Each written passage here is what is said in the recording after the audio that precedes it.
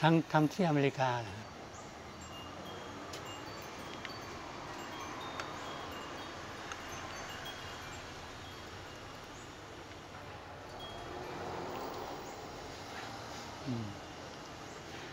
ผมว่าของเราอร่อยกว่า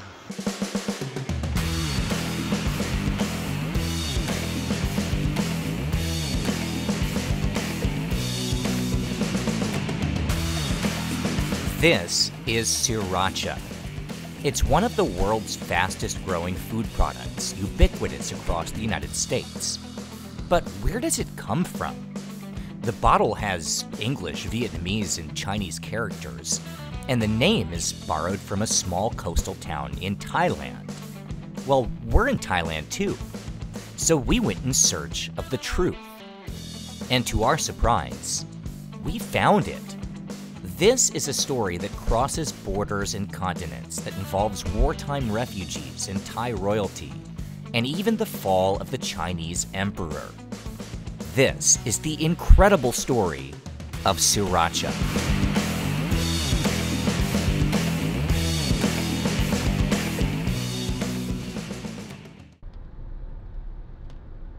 Si Racha Town is very famous because of so many manufacturers moving down there, because it's close to the port, the seaport, the Thailand Racha port, and also very good communication on the highways to Bangkok. So if you see, like the last 20 years, Si Racha was developing so much better than other provinces, than Chonburi, because of the manufacture. Also the seafood export. Si Racha one of the best places also in Thailand to seafood export.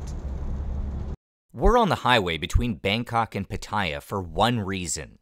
It's because there's a town in Thailand named Si Racha. And while we don't know what we're looking for, we figured we'd start there. Si Racha, the town, not the sauce, is an industrial city of about 19,000 people, an hour and a half by car from Bangkok.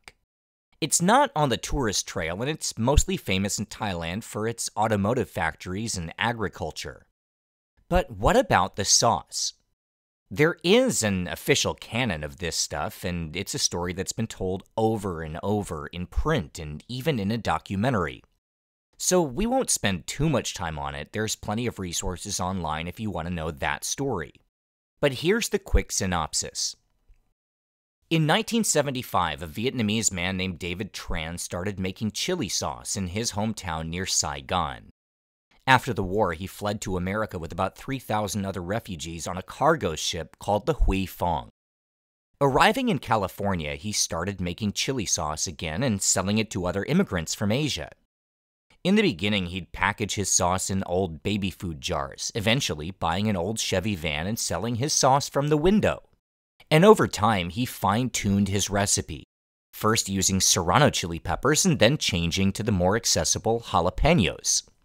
His business thrived, and he opened his first factory in the early 1980s, naming his company Huy Fong Foods, after the name of the ship that brought him to America, and choosing a rooster as a logo because in the Chinese zodiac, his birth year of 1945 was the year of the rooster.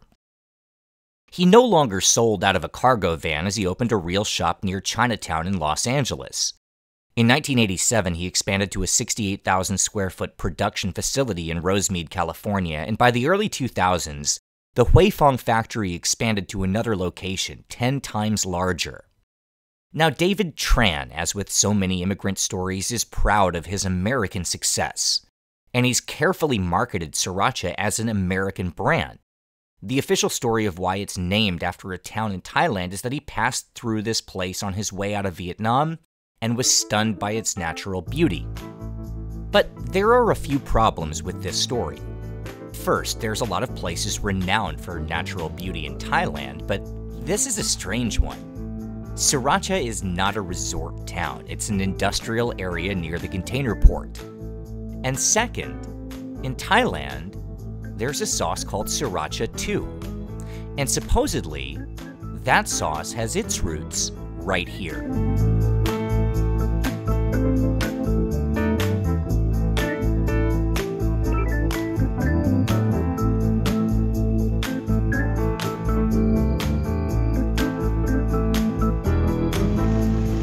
not seeing any chili sauce. No, I wonder if there's chili sauce. No, that's just, it's just noodles. This so far does not scream sriracha to me. This might be something. Let me see what's on the table here. Oh yeah, there we go. We found sriracha in Si Racha. This is what's called sriracha sauce in Thailand. You typically find it at Chinese Thai restaurants as a dipping sauce for deep-fried stuff like chicken wings or seafood, or served with rice noodles or omelets like this one. Let's go back to David Tran's version of sriracha for a second. The American sriracha uses just 8 ingredients: fresh jalapeno peppers, salt, sugar, garlic powder, acetic acid, 2 preservatives, and xanthan gum as a thickener. The main difference between that sauce and what's called sriracha in Si Racha is that instead of garlic powder, this sauce uses cloves of garlic pickled in vinegar. And instead of jalapenos, Thai chili peppers are used, which are a bit spicier. And we know this because as we left the downtown of Si Racha, we found a family here still making their own version of the sauce in a traditional way.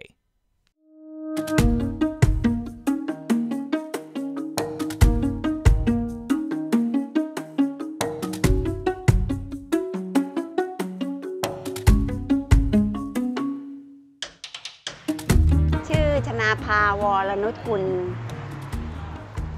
ร้านก๋วยเตี๋ยวเป็ดเกษมโภชนานะคะขายก๋วยเตี๋ยวเป็ดตุ๋นยาจีนเจ้าแรกของบางพระประกอบไปด้วยข้าวหมูแดงข้าวหมูกรอบข้าวหน้าเป็ดก๋วยเตี๋ยวเป็ดแล้วก็บะหมี่ซิกเนเจอร์ของร้านคือบะหมี่เปาะแล้วขนมจีบของร้านก็คือขนมจีบหมูค่ะหมูล้วนหอมใช้ซอสพริกกับชิกโชแต่ซอสพริกเนี่ยเราทำเองเป็นโฮมเมดค่ะวิธีการทำก็ค่อนข้างจะแตกต่างกับคนอื่นเพราะว่าจะรสชาติจะเข้มข้นส่วนประกอบก็ใช้วัตถุดิบที่ดีคัดสรรอย่างดีเช่นพริกกระเทียมน้ำตาลส่วนประกอบอะไรหลายๆอย่างวิธีการทำก็ค่อนข้างยุ่งยากเหมือนกันแต่ก็เข้มข้นอร่อย As it turns out, the story of this sauce in Thailand has its own official canon. The story is famous here as David Tran's origin story in America.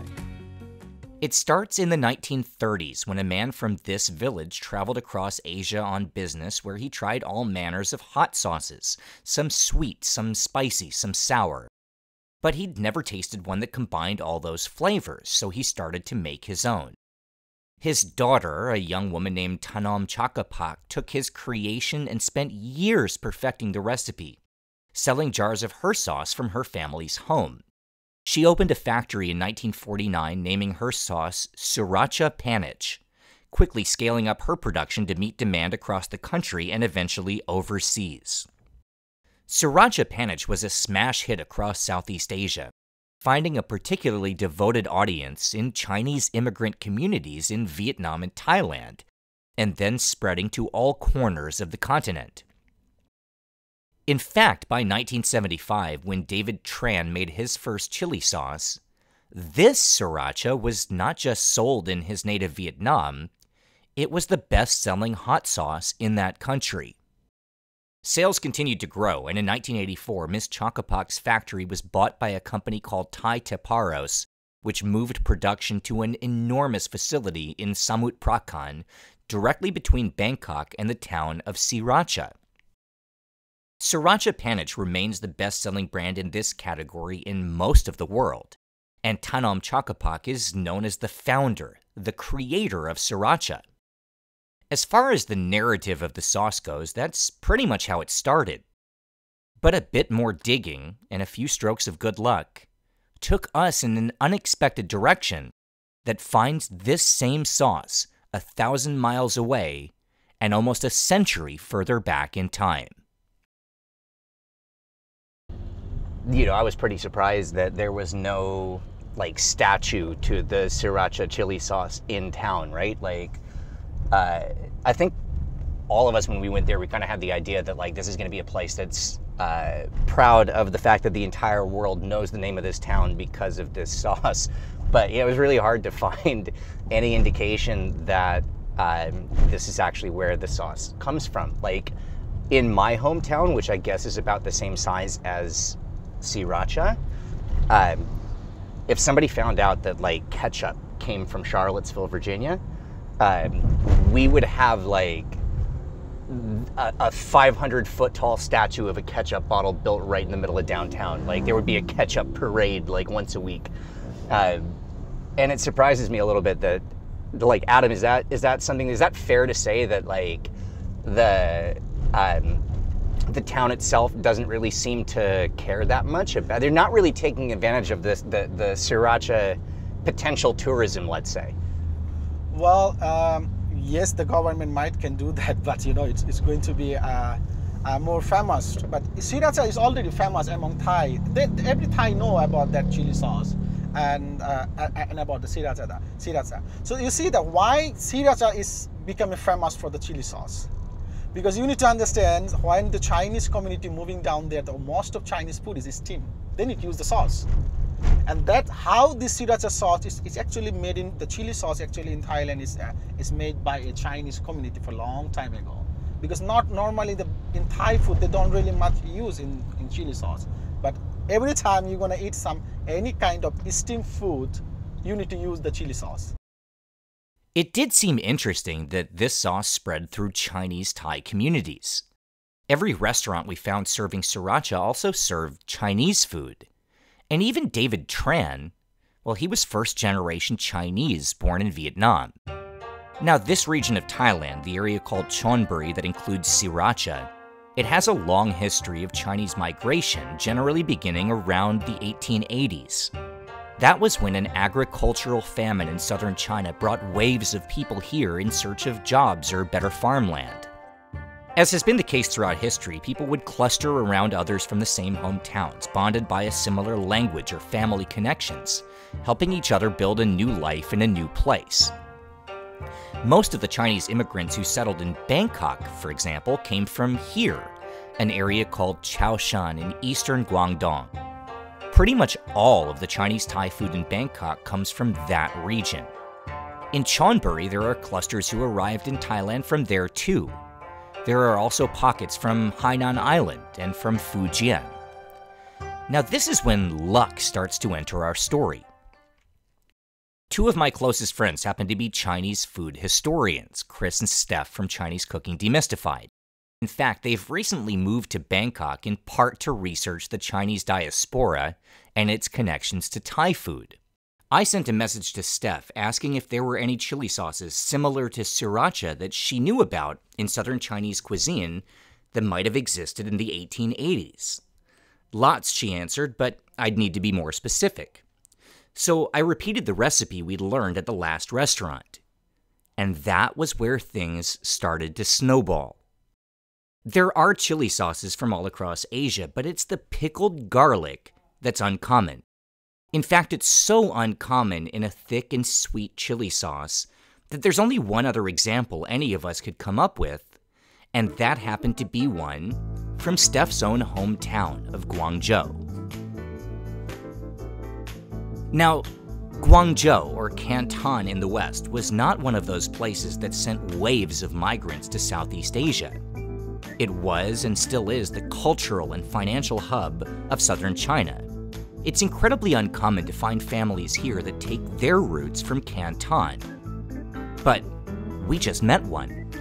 Because as it happens, the family that owns Kasem Pochana and most of the ancient Chinese community in this one town of Si Racha is Cantonese.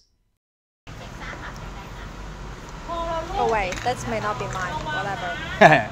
I met Steph in Bangkok's Chinatown at a place where she goes when she needs to find sauces or condiments from southern China. The interesting thing is that for the Sriracha, especially the older style ones that we got, it's like tastes exactly like the chili sauce that you would have when you're having liu jia in Guangdong, it's exactly the same. Even the consistency. What is that sauce? So the sauce is like, my dad told me, it's like a pickle, chili, and garlic, and they blend it together. Like the pickle, chili, and garlic, it's in vinegar, then they blend it together. And some liu jia shops make it themselves, some wonton noodle shop make it themselves, and it tastes exactly the same. In the sauce, I never knew that Sriracha has garlic actually. I always thought it's just like a chili sauce. And then you told me there's garlic, and you're like, oh wait, isn't that just like the chili garlic sauce that we always have? And then we started to look into that direction a little bit too, just look at what like the Cantonese one is, and yeah, and then turns out it's like basically have the same ingredient. Is there any way to know how far back the Cantonese version of garlic chili sauce actually goes?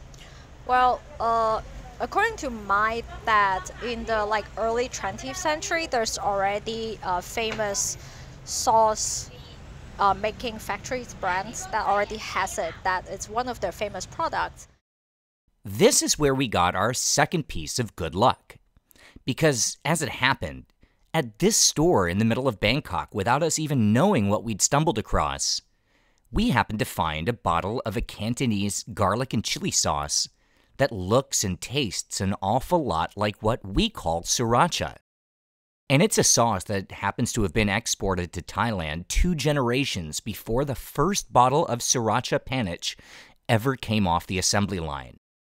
For this story, we have to go back to the latter years of the Qing dynasty in the 1880s, when a group of young men called the Four Outlaws would meet in Hong Kong's Soho district to plot the overthrow of the Chinese emperor. According to legend, these men would meet at a small noodle shop where they'd dine on wonton soup mixed with a very special garlic chili sauce. One of those outlaws, by the way, was a man named Dr. Sun Yat-sen, who would, in 1911, successfully lead the rebellion against the emperor, and later serve as the first president of the Republic of China.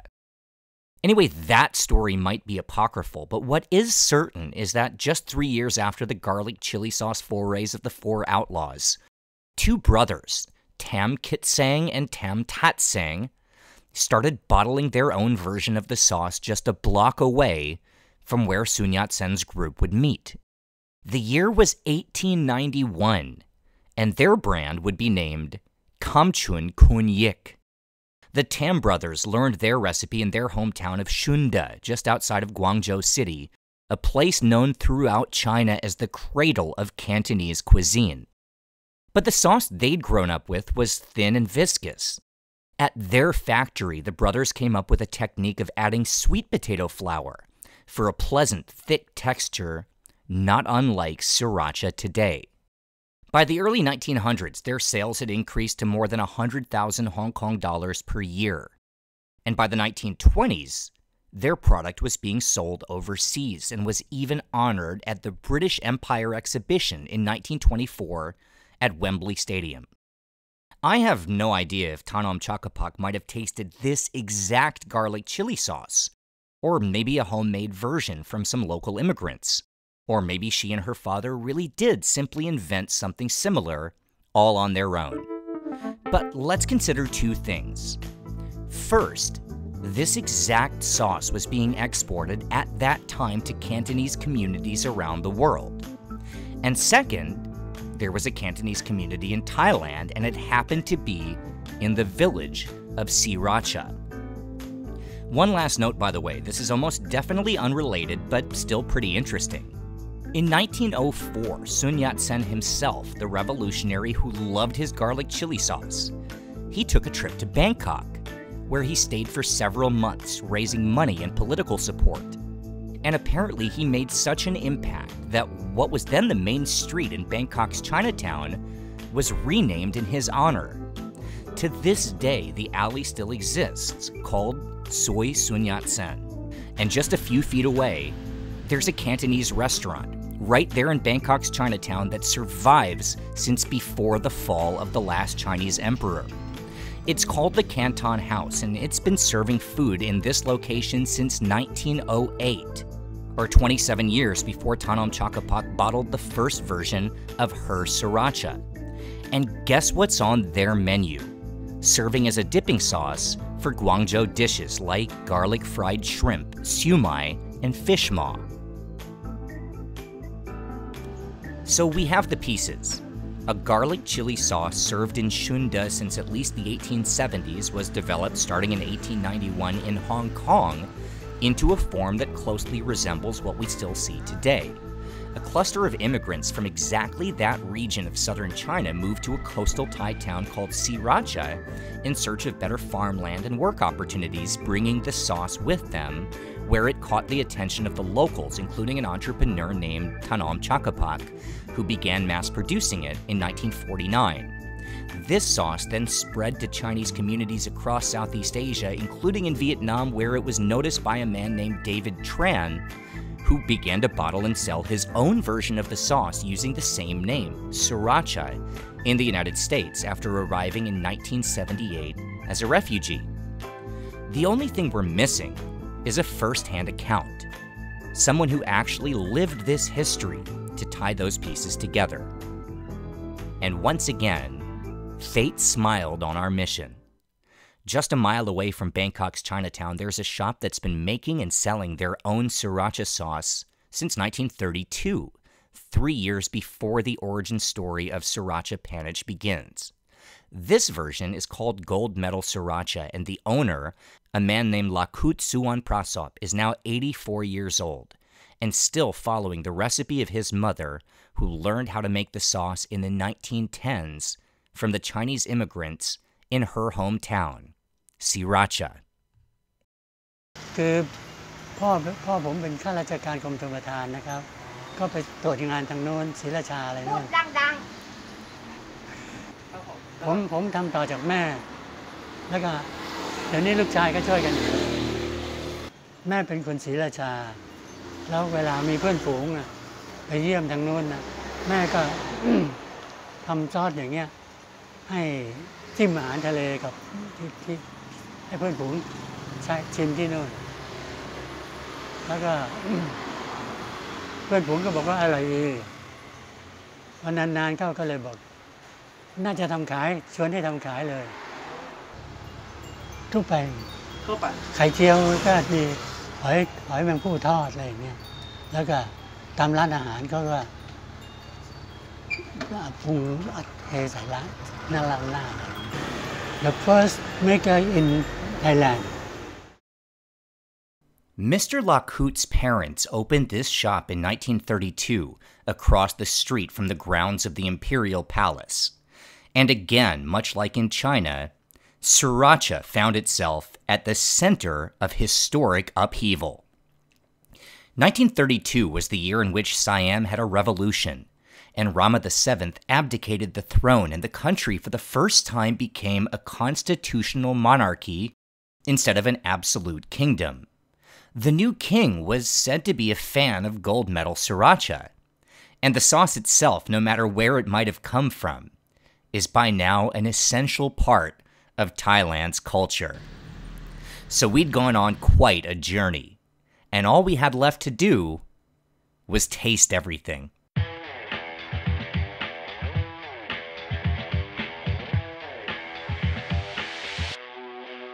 The American version of Sriracha started exporting to Thailand in 2017. Since then, the brand has gained some traction here, showing up in upscale restaurants and on grocery store shelves, selling around 60,000 bottles in the first 2 years. And Sriracha Panich has reciprocated, shipping their version of original Sriracha to America for about the last 3 years. But while that brand hasn't gained much traction in the home of the rooster, and both products have lost market share to upstart Srirachas from big companies and small new artisanal players, Thailand Chakapak's Sriracha Panich has established a new top market for export. That, of course, is China, where more than 100,000 bottles a year are sold to customers who think this sauce pairs perfectly with their traditional Chinese foods, very likely never knowing that it probably started from there in the very first place. Maybe it's fitting that Sriracha is a sauce that's now been claimed by Thailand, China, Hong Kong, Vietnam, and the United States. In another generation, it'll probably be so ubiquitous all over the world that where it came from won't really matter at all. It'll be everywhere, and every place might have its own origin story of someone who first took the idea of a sauce of pickled garlic and fresh chili and came up with new techniques, or evangelized the sauce to a wider audience, or brought it to the mainstream. It's also important to note that the three most significant players in modern Sriracha history, the Tam brothers, Tanom Chakapak and David Tran, they all understood that this sauce didn't belong only to them, so none of them trademarked their recipes. They're all out there, printed on the bottle or freely available online to be recreated at home, or if you really want, at your own Sriracha factory. Because if this story is any indication, in another generation there will be another chapter to this book. And it might come from anywhere, but it started from here. Or here. Or maybe here. Subscribe for more from OTR and follow the links below to follow us on Instagram or Facebook.